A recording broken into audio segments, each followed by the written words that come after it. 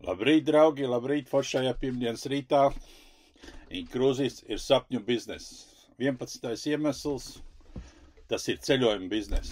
Cilvēkiem patīk ceļot.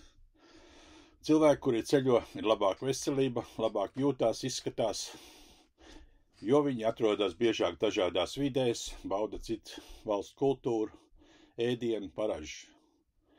Ceļošana uztur mūsu smadzenes aktīvus, uztur mūsu formā. Īpaši tas ir vajadzīgs cilvēkiem 50+ un mums pensionāriem.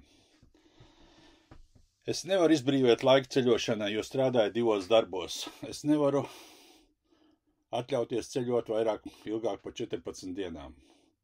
Es tagad nevaru atļauties ceļot, jo slimoju. Kad sākšu strādāt, sākšu domāt par ceļošanu.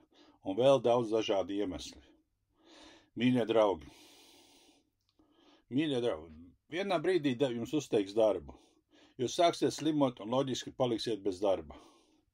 Vienā brīdī jūsu cilvēciskie resursi beigsies. Es neko neizdomāju. To visu saka cilvēki, kuriem piedāvāja aktīvāk ceļot, mainīt dzīves paradumus. Tiem, kuri man klausās, nenovediet sev līdz kādam tādam stāvoklim. Tā ir spirāli uz leju, tā ir bedre. Rausieties no tās ārā. Vēl ir laiks. Es nesaku, ka jums ir jāizmanto tas, ko piedāvāju, taču šo biznesu var sākt ar $95. Vēlos tikai jūs iedrošināt ceļot un uzdrīkstēties sākt šo biznesu. Ja jums ir citi varianti, izmantojiet citus variantus.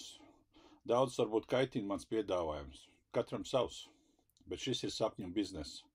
Tas uztur mūs aktīvus, uztur formā, un visiem patīk aktīvi cilvēki.